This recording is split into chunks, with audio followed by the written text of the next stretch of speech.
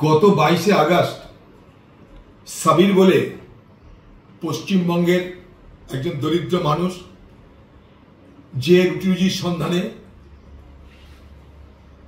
হরিয়ানায় গেছিল তাকে নৃশংসভাবে হত্যা করা হয়েছে।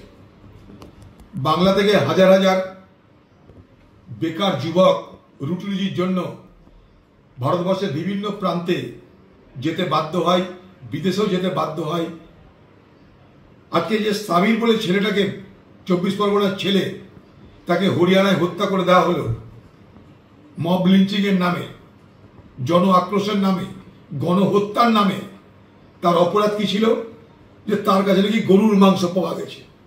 গরুর মাংস পাওয়ার অপরাধে একটা লোককে মেরে দেওয়া হলো। সেই গরুর মাংস যারা মারলো তারা জানে না সেটা কিসের মাংস, কিন্তু তাদের সন্দেহ হলো গরুর মাংস, তাই মেরে দিল। এইবার সেই মাংসটা কি সেটা পরীক্ষা করার জন্য ল্যাবরেটরিতে পাঠানো হলো। ল্যাবরেটরি রিপোর্ট দিচ্ছে যে ওটা গরুর মাংস ছিল না। তাহলে তুমি গরুর মাংস সন্দেহ করে, একটা ব্যক্তির কাছে গরুর মাংস আছে তাকে সন্দেহ করে একজনকে হত্যা করে দিলে, অথচ প্রমাণ না থাকার জন্য, প্রমাণ না পাওয়ার জন্য ল্যাবরেটরি বলছে যে সেটা গরুর মাংস নয়। তাহলে তার প্রাণটাকে ফেরত দেবে হরিয়ানা সরকার, ফেরত দেবে না ভারতবর্ষের সরকার ফেরত দেবে? এইভাবে ভারতবর্ষের বিভিন্ন প্রান্তে এই গণহত্যা হচ্ছে, কোথাও গরুর মাংসের নামে, কোথাও বিভিন্ন ধর্মের কারণে, নানা জাতপাতের কারণে, নানা কারণে। এটা বন্ধ হওয়া দরকার বলে আমরা মনে করি।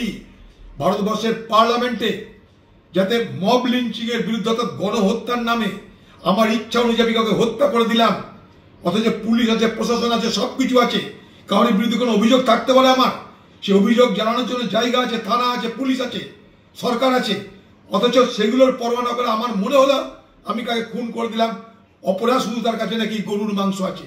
তো এই দেশে বহু বাজার আছে যেখানে গরুর মাংস পাওয়া যায়, কি করবো আমরা? ভারতবর্ষের প্রচুর মার্কেট আছে যেখানে ওপেন গরুর মাংস বিক্রি হয়।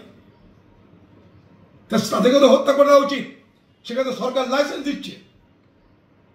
সেই জন্য ভারতবর্ষের পার্লামেন্টে এই ধরনের গণহত্যা, সেই গণহত্যার বিরুদ্ধে যাকে মব লিঞ্চিং বলে, তার বিরুদ্ধে আইন তৈরি করে আইন পাশ করা উচিত। পাশাপাশি যে সাবির বলে যে ছেলেটা পশ্চিমবঙ্গে যাকে হত্যা করা হলো, হরিয়ানা সরকার তাদের বিরুদ্ধে যথাযোগ্য ব্যবস্থা নিক, সেই হত্যাকারীদের সাজা দিতে হবে, সেই হত্যাকারীদের